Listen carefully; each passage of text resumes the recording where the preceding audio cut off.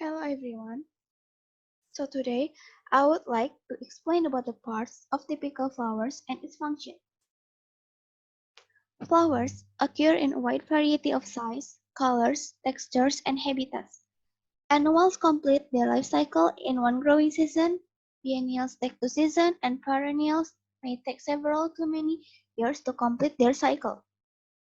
A typical flower develops several different parts, each with its own function. A typical flower consists of a peduncle and a receptacle to which are attached sepals, petals, stamen, and pistil. So, there is a pistil. Pistil is the female reproductive part of a flower. The main function is to produce ovule. Pistil divided into three parts. First is stigma, second is style, and the third is ovary. The function of stigma is to receive and capture the pollen grains and on which they germinate. The function of style is to connect the stigma to the ovary and the place where pollen tube grows. And the third is ovary. The function is the place where ovule containing eggs are formed and produced and will eventually become the fruit. And there is a function of pollen tube. The function of pollen tube is to carry the male gametes for double fertilization. And there is the function of petal. The function is to attract pollinators and also protect the inner reproductive structure of a flower. And the ovule. The function of the ovule is to carry female gametes and become seeds after fertilization. And the next is the function of sepal. In here, sepal. The function is to be the protective covering for the flower bud, helping to protect it from insect damage and prevent it from drying out. And there is a receptacle here. The function is to give rise to the edible part of the flower and fruit. And the next is stamen. The function of stamen is to produce pollens. Stamen divided into two parts. First is anther. The function is to produce and contains pollens. Second is filament. The function is to attach the anther to the flower stem. And the next is pedicel. The function is to expose flowers to the sun and wind and put them in a position so their aroma and color attracts pollinating insects more easily. Now we are going to discuss about types of fruits. But before that, we're going to know about fruit itself. So what is fruit? Botanically speaking, fruit is any ovary and its accessory parts that has developed and matured. Then, where are the fruits come from? All fruits develop from ovaries and accordingly are found in flowering plants. Then, how about the fruit regions itself? Most of mature fruit has three regions which sometimes merge and can be difficult to distinguish from one another. The skin, as we can see here in the picture, forms the exocarp, while the inner boundary around the seed forms the endocarp. The endocarp may be hard and stony, as we can see in pitch pit around the seed, and it also may be peppery, as we can find in apples, or it may not be distinct from the mesocarp, which is the often fleshy tissue between the exocarp and the endocarp. These three regions, which are endocarp, mesocarp, and exocarp, collectively are called the pericarp. So this picture is the example regions of a mature peach. Next, we're going to talk about types of fruits. There are three types of fruits: simple, aggregate, and multiple. Simple fruits can be either dry or fleshy, and simple fruits itself is a result from the ripening of a simple or compound ovary with only one pistil. So, fleshy fruits. There are three types of fleshy fruits: drupe, berry, and pome. A drupe is a simple fleshy fruit with a single seed enclosed by a hard, stony endocarp or pit. It usually develops from flowers with a superior ovary containing a single ovule. The example of drupes include apricots, cherries, peach, as we can see here in the picture, plums, olives, and almonds. The second type is berry. Berries usually develop from a compound ovary and commonly contain more than one seed. The entire pericarp is fleshy, and it is difficult to distinguish between the mesocarp and the endocarp. In this picture, it is the example of berry, which is tomato. Tomato is one of the example of a true berry, which is a fruit with a thin skin and a pericarp that is relatively soft at maturity. So, for fun fact, some fruits that popularly include the word berry in their common name, for instance, strawberry, raspberry, and blackberry, botanically are not berries at all. The last type of fleshy fruits is pome.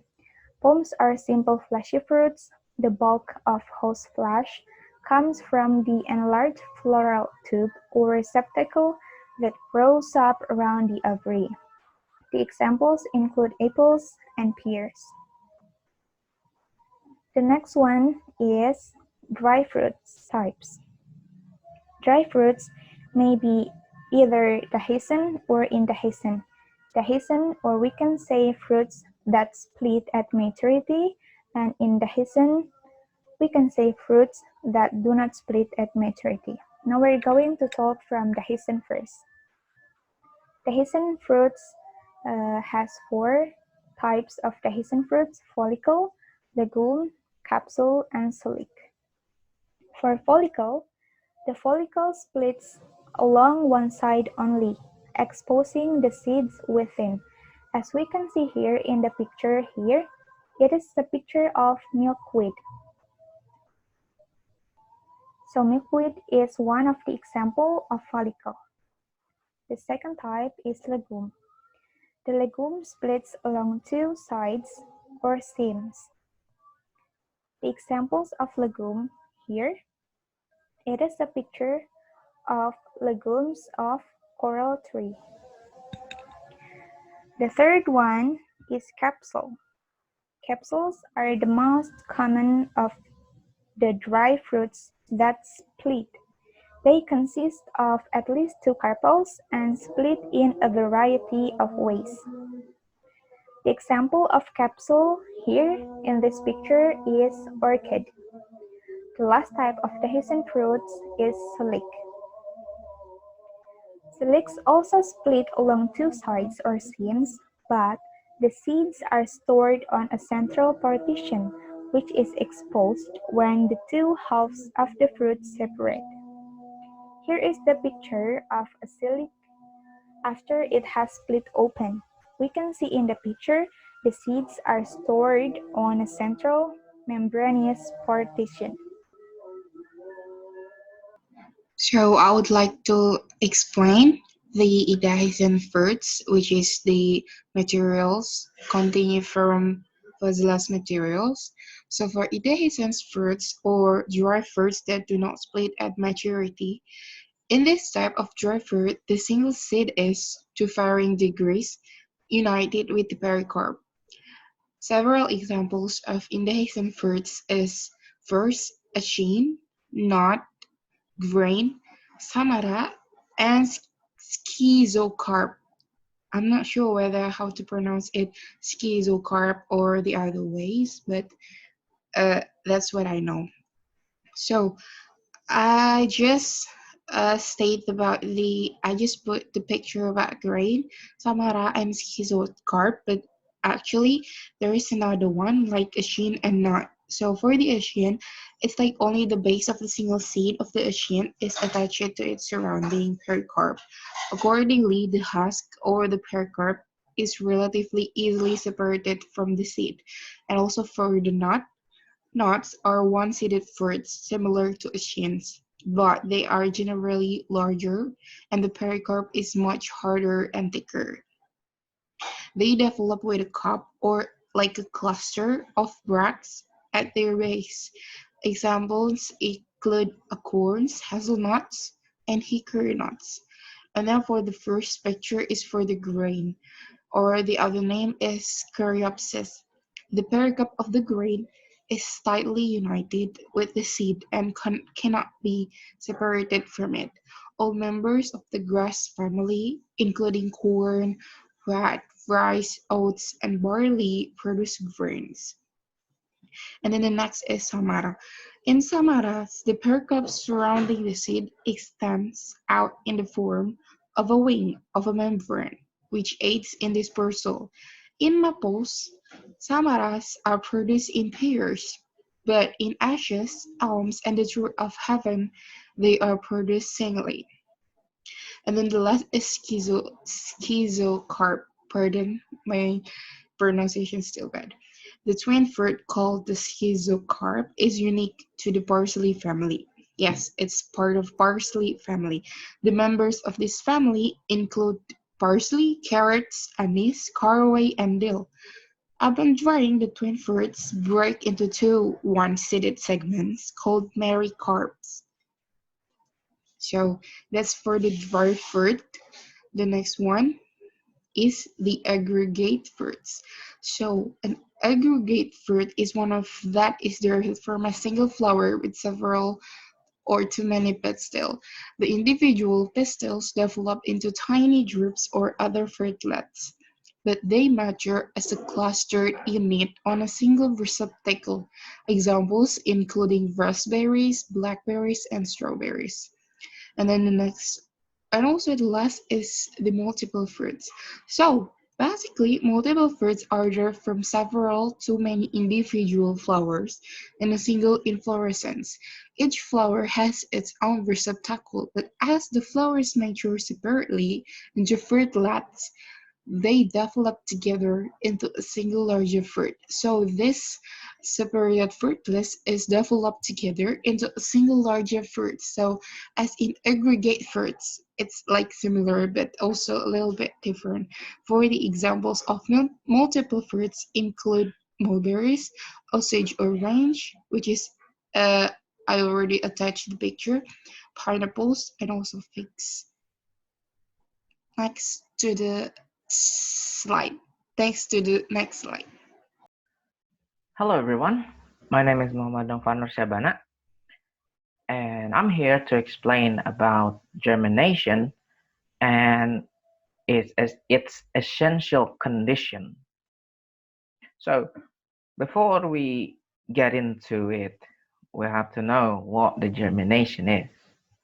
So germination can be defined as the fundamental process by which different plant species grow from a single seed into a plant.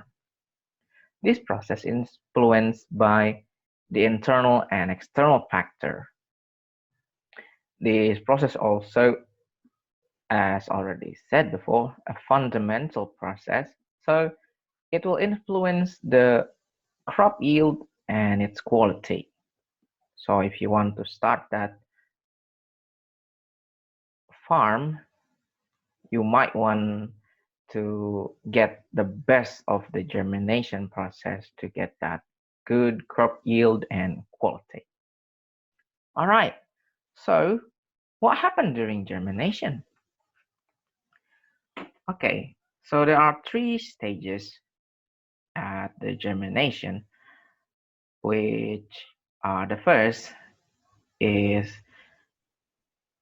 what we called, simply we called it as imbibition. Okay, so the process is simple. The seed take up water rapidly, large amount of it, and it results in swelling and softening of the seed coat at an optimum temperature. By doing so, it is rupturing the seed coat and help the radicle to, I'm sorry, it helped the radicle and the plumule to emerge, which later then form primary roots. Yeah, so basically this stage is imbibition, as we can call it. Simply call it imbibition. All right, the next stage is, after that, after the emerging of radicle and the plumule, the seed activate its internal physiology and start to respire and produce proteins and metabolize the stored food. This is a lag phase of the seed germination. It is called the lag phase because when the seed happen being imbibed, it's literally sleeping. So what happened when you wake up from your sleep, you have to get that lag feeling of where am I? So you have to get grip of your surrounding first. You have to start produce the protein, metabolize the store food, and do everything to get a grip on your surrounding first. And the third stage is the last is in this stage, the cell of the seed are elongated and divided, which bring out the root and radicle out of the seed, and the cotyledon are expanded, which are the true leaves of the new plants. Of course, after getting the grip of your environment, of your surrounding, it's time to get that cell going, get that cell divided, get that cell to elongate, get the root out, get the leaf out. You need to make food, you need to take water, and start a new life as a new plant. Simply like that. So I have a picture here to, hang on. So I have a picture here to show more clearly how the imbibition work. So I'm only going to explain the radicle and the plumule here and the seed coat. The rest of the structure of the seed will be explained by my friend later. So the radicle is placed around, as you can see, behind the plumule. The plumule is actually a leaf. It's like a leaf hidden inside the seed.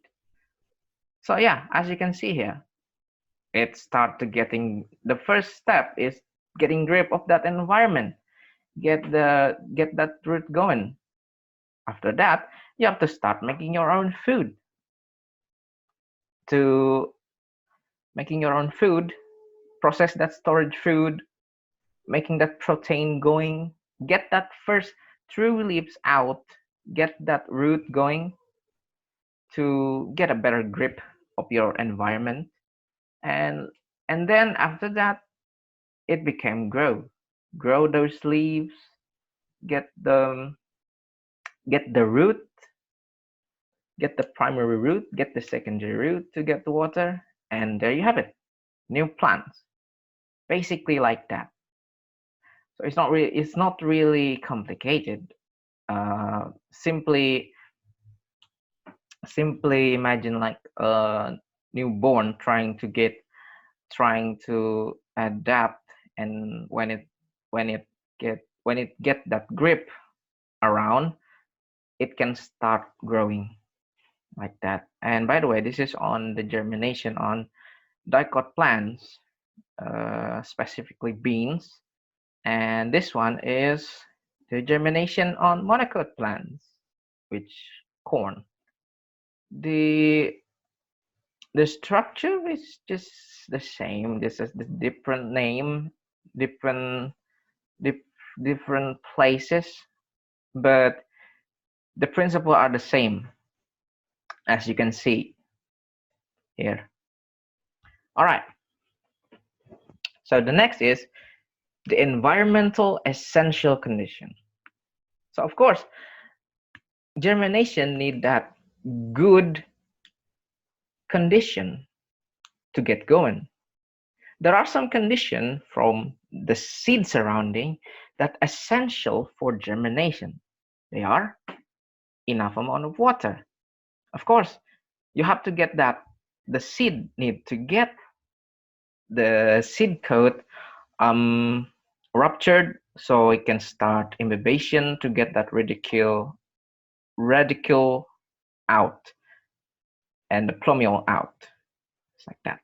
And then the next is enough amount of oxygen.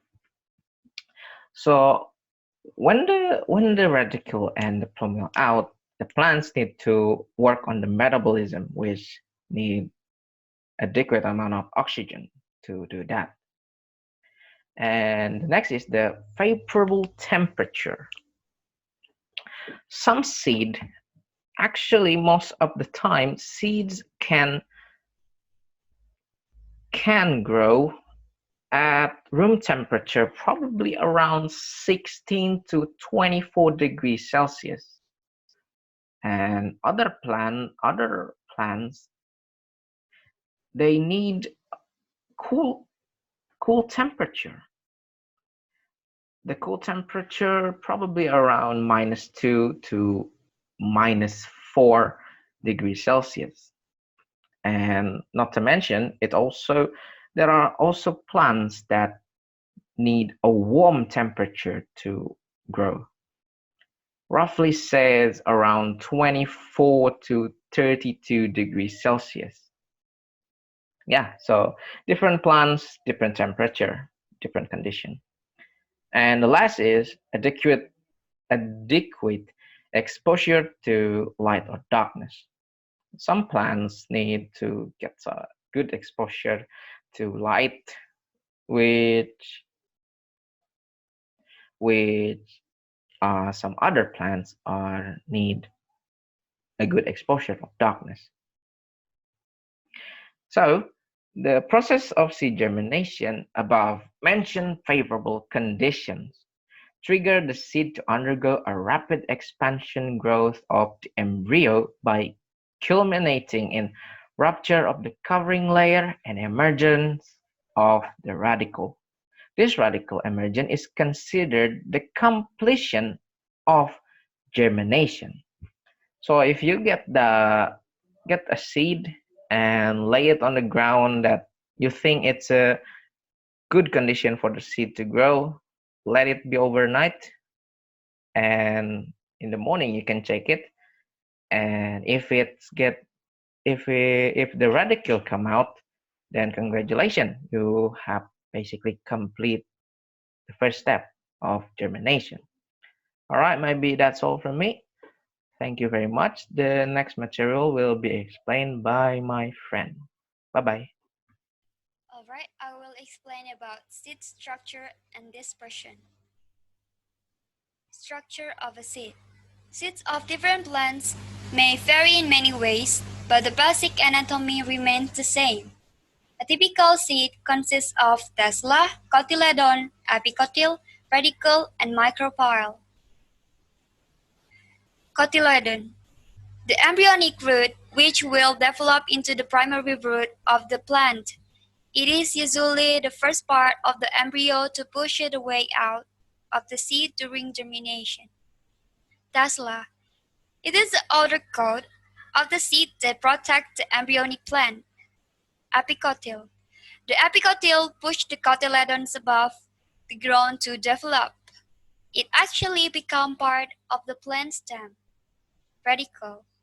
It is the first thing to emerge from a seed and down into the ground to allow the seed to suck up water and send out its leaf so that it starts photosynthesizing. Micropyle. It is a tiny pore in the tassella that lies on the opposite of the tip of the radicle. It permits water to enter the embryo before active germination. Dispersion of seeds. Dispersion is defined as the scattering or transport of seeds from the one place to another by means of a dispersing agent. It can occur by four modes: wind, animal, water, and explosion. The first one is wind. The seeds they are dispersed by wind are generally light and small such that they can be easily carried away by the wind. For example, cotton seeds. Second, animal. These seeds have external structure, such as spines or hooks, such that they can attach themselves to animals and get dispersed to other places. These seeds are generally attractive and so are their fruits. For example, guava seeds and dates. Third, water. These seeds have a structure, generally hollow such that they can easily float on water. Once they reach a place where the conditions are suitable, they germinate. For example, mangrove. And the last is explosion. Some plants fling or throw their seeds out once the fruit has ripened. This explosion occurs as a result of evaporation of water from the pods. Once the pods dry out, they expel the seeds which are then carried by wind or gravity to other places where they germinate. For example, viola. Alright, thank you.